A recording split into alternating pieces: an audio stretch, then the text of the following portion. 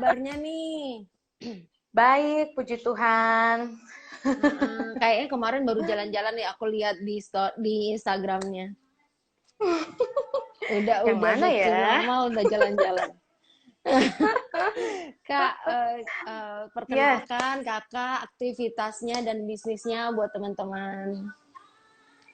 oke. Semoga ini lancar ya kita ya. Halo Yes. semuanya, nama saya Dewi Guna. Saya seorang ibu rumah tangga. Saya ibu dari 3 orang anak, laki-laki semuanya. Iya, jadi mereka bertiga lagi aku kurung di dalam. Aku kunci. Kalau ada yang bisa dengar suaranya, yang paling bontot lagi nangis karena aku kunci di dalam. Ya ampun. Gitu. Jadi ya kegiatan hari-hari ini selain sesekali ada rekaman, lagi persiapkan album solo juga. Wow. Tapi yang paling banyak menyita perhatianku saat ini ya bisnis jamu, sama yang paling utama ya ngurusin anak-anak. Mereka kan lagi homeschooling nih sekarang gitu. Ya, betul-betul. Itu sih. Jadi bisnis jamunya apa nih Kak, nama jamunya? Jamunya Dewi Dewi. Tadi aku udah ngarahin ke sini loh, lihat nih. Itu dia. Wow, iya jamunya Dewi Dewi. Keren, Kak. Iya, ya Heeh. gitu Itu deh. Kak Dewi kan orang Batak. Kenapa pinter bikin jamu dan punya bisnis jamu sih, Kak? Pokoknya minuman sehat ya wajib dilestarikan gitu. mm, Saya orang Batak kan, orang kalau ketemu kan, kok kamu orang Batak tapi ngerjain bisnis, jamu sih gitu kan. Lah, terus saya harus jadi orang Jawa dong supaya saya ngebisnisin jamu gitu, saya bilang gitu. Tapi saya cuma mau bilang ya orang Indonesia itu harus tahu kekayaan alamnya, dan jamu adalah umbi-umbian yang tumbuh subur di tanah kita Indonesia. Gitu benar-benar Lex. banget. Selama pandemik ini impact apa sih yang Kak Dewi dapetin gitu? Maksudnya ya kenapa harus begini atau apa gitu? Apa ya? Aku kan memang sebelum pandemik ini kan udah banyak Mm-mm. waktu di rumah ya.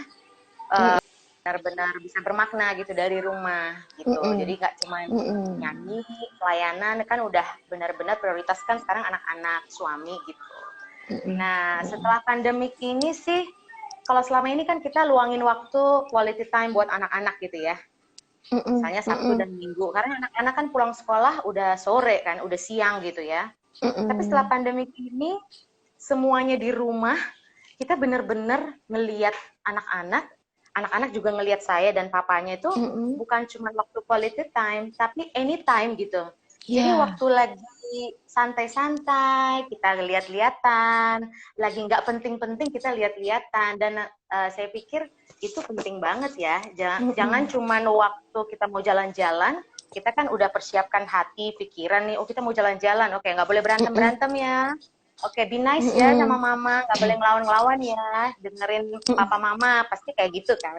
Tapi Mm-mm. kalau quantity time yang anytime ini, kita Mm-mm. kan jadi nggak terlalu mikirin, gue harus patuh sama mama, gue harus dengerin mama, nggak begitu. Dan saya Mm. suka banget sih, saya suka banget. Jadi Oke. ngelihat energi dan emosinya anak-anak itu seperti apa. Mereka lagi bosen, saya bisa ngelihat reaksinya mereka kayak gimana. Ya begitu juga anak-anak ke saya Mm-mm. gitu, ngelihat mamanya dasteran pagi sama dasteran sore, ada bedanya nggak nih mak gue gitu kan. Oke. Cus masuk ke topik utama, Message from God. Sebelum ada 3 jagoan ini nih, cerita dong Hmm. sama si bapak ini gimana sih cerita awalnya? Ini sebagai judul inimu ya, Iya judul acaramu betul. ya. Heeh. Aku kan menikah umur 2009 2009. menikahnya. Ya, pertemuan, jadi lucu banget ya. Jadi aku sama Mm-mm. suamiku ini, kita teman SD. Terus Kak, SD SMP bareng terus nggak? Enggak. Jadi SD kelas 6 Mm-mm. ketemu. Jadi sebenarnya dari kelas 1 udah ketemu, tapi mungkin Mm-mm. eh, aku tuh masih kucel banget, jadi dia nggak lihat gitu ya. Terus dia juga masih yang kecil gitu, jadi aku nggak ngelihat gitu, nggak perhatiin gitu kan. Setelah kelas 6 mungkin udah mulai perpisahan, udah mulai bikin acara, mulai ketemu tuh intens kan sama teman-teman. Ternyata ada orang ini, ada orang kayak gini ya di sini gitu. Asik terus Kak. Nah, tapi cuman temenan aja, malah kayaknya nggak pernah sapa-sapaan ya. Nah, pas SMP, kita kebetulan bareng lagi di SMP yang sama. eh Tiba-tiba kita itu jadi saingan ya. Jadi aku juara satu, suamiku ini juara dua. Atau Wow. gantian, next semester dia juara satu, aku juara dua gitu kan. Nah, itu kan biasa kalau di kampung yang juara itu deketan duduknya, juara satu, juara dua itu deketan kan. Nah, aku kesel banget karena si cowok ini tuh pinter tapi ngeselin, orangnya tuh jahil gitu ya, jahil banget. Sampai akhirnya dia itu setiap pulang sekolah ngikutin aku dari belakang, cuman mau bilang, cantik-cantik tapi tangannya kecil ya gitu. Jadi aku tuh kan tangannya nggak sama nih ya, kiri sama kanan. Oke. Oh, oke. Ini bawa lahir, oke. Ini Iya. bawa lahir. Nah, aku tuh sebenarnya naksir ya, diem-diem sama dia karena nih cowok dulu suamiku tuh putih gitu ya, terus pokoknya jarang deh orang Batak putih gitu ya. Terus imut gitu, terus pinter lagi kan. Banyak Kak. Jadi aku ya. Terus ya Iya. udah, aku tuh suka CCP gitu deh, curi-curi pandang gitu. Nah, dia juga kayaknya sama, kita suka ketemu pandang gitu. Tapi kan pas setiap dia pulang sekolah ngejek tangan aku nih, aku ngerasa tuh kayak udah diikutin, itu kayak di atas tangga tiba-tiba diejek tuh kayak jatuh gitu loh, kayak jatuh gitu kan. Nah, jadi yang aku jadi benci, jadi kesel gitu sama nih orang kan. Nah, kayak gitu. Jadi buat aku Tuhan itu luar biasa ya. Jadi dia kasih momen yang benar-benar pribadi kayak tangan gitu ya. Dia pertemukan aku dengan pasanganku ya lewat tangan ini gitu, yang aku kesel banget sama dia karena dia suka ngejekin aku gitu sih. Itu awal ketemunya. Terus berapa lama Kak PDKT pacaran? Itu belum galau ya, masih PDKT pacaran. Jadi aku tuh ketemu beberapa lah yang deket gitu ya. Kan aku nyanyi, suka ketemu di mana ya, suka ketemu.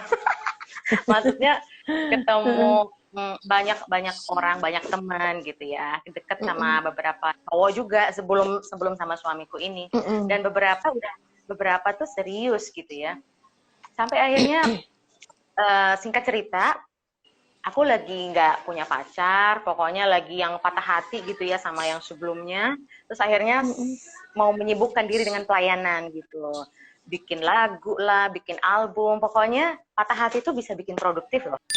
Nah, ketemu nggak sengaja di mall gitu, terus gitu ya, muka kan udah berubah kan. Wah, ini nggak selucu dulu gitu. Mungkin aku udah lebih cantik dari yang dulu ya kan. Jadi Iya, dia betul. minta nomorku. Dia minta nomor teleponku. Jadi, itu.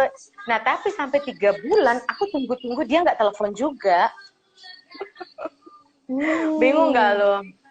Gitu, dia nggak telepon. Iya, terus aku udah GR kan, maksudnya jangan-jangan sering nggak sih mikir, jangan-jangan ini jodohnya aku nih, jangan-jangan aku dipertemukan lagi, ini jodoh nih. Ternyata enggak gitu loh, nggak ditelepon gitu. Sampai bulan yang ketiga, which is bulan yang keempat, dia SMS, waktu itu SMS ya, dia SMS dan itu WA pertama yang sampai sekarang nggak pernah berhenti. wow, gitu. Nah, terus itu berarti Kak Dewi pacarannya berapa lama? Pendekatan lagi selama 2 tahun ya. Oh, 2 tahun, oke. Terus memutuskan untuk bareng. Nah, itu pada saat itu ada sesi galonya nggak, Kak? Apakah ini benar? Terus ada godaan juga nggak? Banyak ya, pergumulan kita tuh banyak banget di awal menikah. Jadi aku ketemu sama dia itu, kita bukan yang mau PDKT lagi, tapi waktu kita ketemu itu udah sama-sama dewasa ya. Secara umur waktu itu udah 25 tahun gitu. sama-sama 25 lah ya. Ya menurut aku secara umur udah oke gitu, udah dewasa.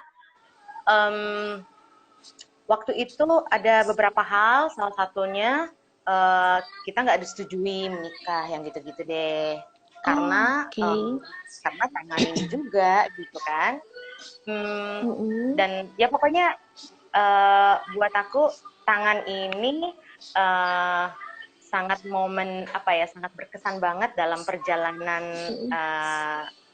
aku ketemu cinta sejatiku yaitu Tuhan Yesus, sama cinta pasangan sehidup sematiku yaitu suamiku sekarang gitu. Sampai akhirnya kita bisa menikah. Oke. Iya.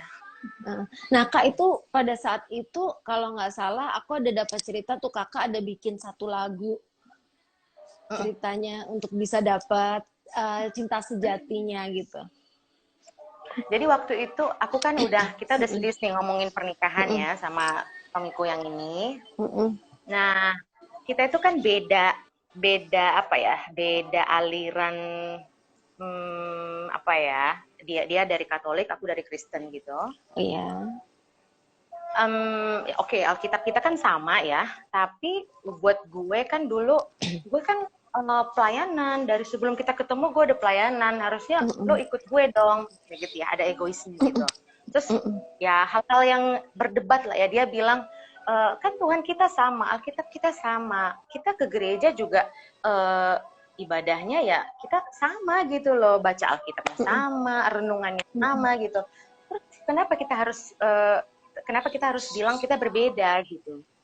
Kalau kamu bisa kasih alasan kalau kita itu berbeda, aku mau ngikut tata cara ibadahnya kamu menikah. Dia bilang begitu. Wow. Aku nggak tahu dong jawabannya. Iya ya, kita sama-sama punya Tuhan Yesus gitu kan. Kita sama-sama ke gereja, walaupun tata caranya aja yang berbeda. Even di Kristen pun kita punya tata cara yang berbeda-beda kan. GPI, ya kan? KKBP berbeda gitu. Ya, tapi karena egoisnya aku ngotot, aku bilang waktu itu menurutku aku lebih rohani loh dari kamu, aku pelayanan loh, kok kamu nggak mau ngalah sih, ngerti nggak? Oke, iya. Itu juga terjadi padaku. Ya, aku sebenarnya malu banget sih waktu itu ya, kalau ingat waktu itu aku bilang sama dia aku lebih rohani, padahal itu hanya sebatas kegiatan aja. Ya, Oke, karena kegiatanku memang pelayanan, tapi hatiku ternyata nggak rohani gitu. Aku jadi mau nangis sih ceritain lagi. Aku juga. Terus Kak. Nah, akhirnya aku bilang kita break aja, kita putus gitu kan. Oke, dia setuju, walaupun sedih banget lah ya, hari itu bener-bener sedih banget. Hari itu aku lagi packing karena besoknya mau pelayanan ke Balikpapan. Aku berangkat sendiri, itu di kamar hotel, aku tiba-tiba lagi sendiri ya. Aku tuh kayak ada suara, aku percaya Tuhan Yesus tuh baik banget ya. Walaupun sekeras apapun hati kita, dia pasti cari cara untuk ngomong sama kita. Dia cuma bilang gini di hati gue ya. Kamu tahu nggak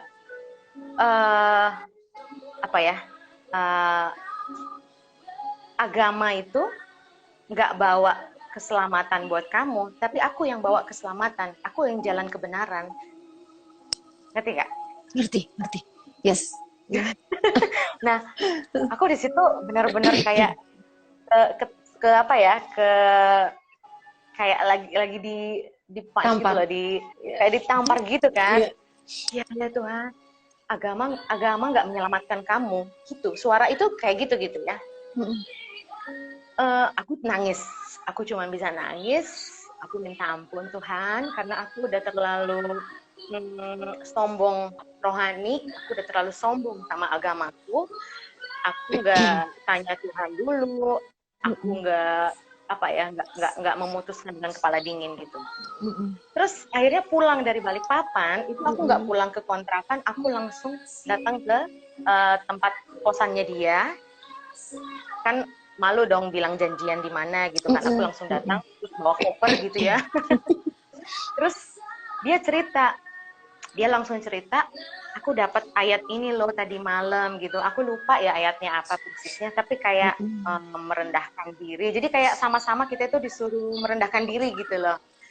Terus dia bilang, uh, aku nggak mau kita putus, aku mau cari solusi yang terbaik. Aku mau kalau harus nggak pakai ibadah, tata ibadahku gitu. Terus aku bilang, enggak, kita ikutin tata ibadahnya kamu gitu. Karena aku percaya Tuhan Yesus yang nyelamatin kita gitu. Akhirnya aku menikah di gereja Katolik, dan menikah di gereja Katolik untuk yang berbeda agama gitu kan nggak gampang ya, Lex. Jadi ada persyaratan-persyaratannya. Tapi entah kenapa itu dalam 2 minggu kelar semua urusan, dan itu aku sendiri yang ngurusin. Karena kan calon suamiku waktu itu kan dia kerja nggak bisa nemenin ngurus ini itu gitu loh, weekdays. Jadi aku yang kesana kemari ke administrasi mana gitu ngurusin sendiri, dan itu cepet banget gitu loh. Sampai temanku yang Katolik bilang, susah banget, lu jangan di katedral deh, nggak bisa. Enggak, aku mau di katedral. Gue kayaknya keren banget kalau fotoan di situ gitu kan. Terus tau gak Alex, itu gue lagi beres-beres tahun kedua, tahun ketiga pernikahan, gue lagi beres-beres album foto lama, terus diari-diari gue waktu SMP, SD gitu. Tiba-tiba gue ketemu diari kecil, di situ mimpinya gue, tau nggak apa? Gue tulis gini, aku pengen menikah di katedral, pakai baju princess. Dulu kan kalau nonton film apa sih Walt Disney gitu, itu kan kayaknya ada kalau menunjukkan suasana gereja kan memang katedral kan. Iya, Nah betul. di bayanganku itu aku menikah di gereja yang seperti itu. Aku nggak tahu katedral itu ternyata punya Katolik. kecuali Sampai Christ Katedral, Christ Katedral ya. iya betul. Ya, aku mikirnya gini, gila ya, Tuhan tuh kayak apa ya, ada benang merahnya semua gitu loh. Dari yang mimpi gue dari SD SMP, gue mau menikah di gedung di gereja yang kayak zaman-zaman ya kayak di katedral gitu, yang runcing-runcing gitu kan, ininya kan, pilar-pilarnya. Dan ternyata kejadian gue bisa menikah di katedral gitu. Nah, itu berarti message dari Tuhan itu ya. Agama nggak menyelamatkan kamu, ngomong ke pribadi ke aku ya. Benar. Ya. Jadi Aku cuma mau bilang gini sih, semua orang yang punya pergumulan, mungkin pergumulan kita sama, tapi reaksi kita bisa berbeda karena tergantung apa yang Tuhan sampaikan ke kita gitu loh. Benar-benar. Aku nggak bisa bilang kalau kalian beda agama, terus kamu jawabannya agama nggak menyelamatkan, nggak bisa. Itu jawaban Tuhan buat gue loh, ya kan? Jadi untuk teman-teman yang sekarang mendengarkan, buat Alex sudah nikah belum? Saya belum. Cariin dong Kak. Oh, belum.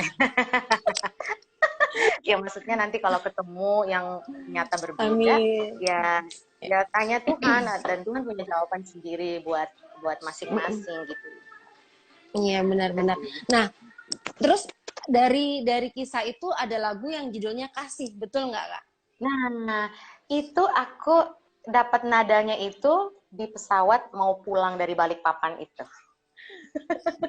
Jadi di situ aku yang apa ya? Iya, itu di situ aku yang ngerasa jatuh cinta banget sama Tuhan gitu loh.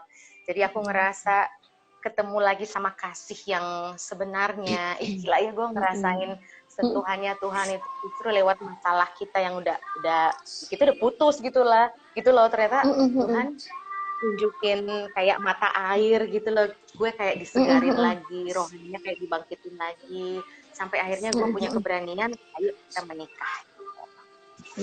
Nah Kak, berarti tips untuk single-single kayak aku gini nih, gimana sih kita berdoa, kita minta, kita tuh berharap sama Tuhan tuh gimana sih Kak? Itu ada yang ngomong usaha bener Lexa, iya deh biarin.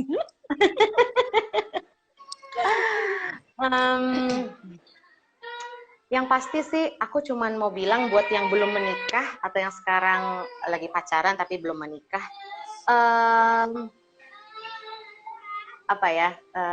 penuhi dulu gitu loh, kalau istilahnya mungkin cangkir hidupnya kita gitu ya, penuhi dulu apa yang Tuhan mau terjadi dalam hidup kita, dapatkan dulu itu gitu loh. Jadi kita benar-benar fokus untuk uh, grade up Upgrade diri ya. ourselves gitu loh. Iya dong. Semua gitu loh. Jadi kita udah dipulihkan. Kan kasihan anak orang ya dapetin calon suami atau calon istri yang belum pulih gitu loh pribadinya. Bener. Kasihan banget. Terus nanti mereka punya anak, lebih kasihan lagi gitu loh. Karena berkeluarga itu enak, tapi complicated banget gitu masalahnya. Ya kan? Itu kayak Enak rumus tapi kimia. complicated. Enak, indah, tapi complicated gitu loh. Itu Iya. misalnya gini, hari Jadi memang harus siap ya Kak. ketemu anak yang sehat sama makanan di kulkas full. Itu reaksinya enak kan? Tiba-tiba hari Selasa ketemu anak yang sehat tapi kulkas kosong. Beda kan reaksinya. Dan setiap hari kayak gitu. Ada aja reaksi-reaksi kimia gitu ya. Reaksi-reaksi yang berbeda. Nah, kita harus siap dong. Nah, kalau aku sih saran untuk yang belum menikah, untuk yang masih single, enjoy being yourself gitu loh. Dapetin apa yang lu suka, apa yang bisa penuhin your life to the fullness gitu. Yang pasti cuman Tuhan Yesus yang bisa gitu. Cuman Tuhan Yesus yang bisa penuhin dirinya kita, karena kan dia yang bikin kita kan, yang ciptain kita, dia udah paling tahu gitu loh. Ini maksimalnya Dewi ini gimana gitu. Walaupun pembelajarannya ya terus sampai kita mati, sampai kita meninggal nanti ya akan disempurnakan terus gitu. Karena 30 menit, project apa sih Kak yang disiapin Kak Dewi? Terus goals apa yang Kak Dewi pengen capai di sisa 2020 ini? Terus atau mungkin next year? Apa nih Kak? Atau nyanyi sekuler mungkin? Kenapa? Atau nyanyi sekuler mungkin? Dulu aku waktu ikut idol pertama, aku masih ikut kan. Tapi cuma sampai 30 besar. Dulu di situ waktu aku naik lagi final gitu ya, lagi naik ke atas stage-nya, aku berdoanya gini, doa Bapa Kami. Tuhan, doa Bapa Kami-nya aku nggak akan putus sampai nanti pengumuman. Setelah pengumuman mau aku lolos atau tidak lolos, setelah itu aku akan amin, karena aku tahu yang terbaik Tuhan sedang berikan gitu. Jadi waktu aku nggak lulus, aku bilang amin, terima kasih Tuhan gitu. Itu jadi kayak kasih aku tanda kalau oke, aku akan cari tahu pintu yang lain bersama dengan Tuhan Yesus gitu loh. Dan nggak tahu kenapa Tuhan tuh ada aja ya caranya ya. Aku mulai bikin album di situ. Jadi kayaknya ya ditampangin aja gitu loh hal-hal lain yang lain selain yang tadi kita gagal di satu sisi gitu. Kecewa banget aku dulu. Aku ngerasa aku lebih bagus dari dia nyanyinya, kok dia fals bisa masuk kayak gitu kan. Tapi maksudnya sekarang kalau flashback lagi enggak ya, pasti beda gitu. Kalau gue nyanyi sekuler, oke, mungkin duitnya lebih banyak, oke, mungkin follower gue lebih banyak, mungkin kerjaan gue lebih banyak, gue lebih ngetop gitu. Tapi gue cuma mau percaya jalan Tuhan yang paling keren deh gitu. Keren banget Kak Dewi. Kak Dewi, sebelum berakhir nih, bersyukur untuk Kak Dewi apa sih? Bersyukur buat aku itu menerima apa yang Tuhan sudah beri, sedang beri, dan apa yang ada di aku aja gitu loh. Apa yang ada di aku, itu pengucapan syukur, aku kelola dengan baik, aku treat dengan baik. Ya, seperti anak-anak, suami, kayak ide jamu juga itu benar-benar karena aku bersyukur banget untuk hidupku. That's why aku bilang sama Tuhan, apa yang bisa aku kerjakan dari dapurku yang kecil ini dengan kedua tanganku ini gitu. Dan itu kayak bintang jatuh, Tuhan bilang jamu. Mungkin kita perlu sharing lebih panjang ya ide tentang jamu itu. Tapi maksudnya gue ngerjain jamu sekarang ya benar-benar memang kayak bintang jatuh yang Tuhan kasih gitu loh. Ih, keren.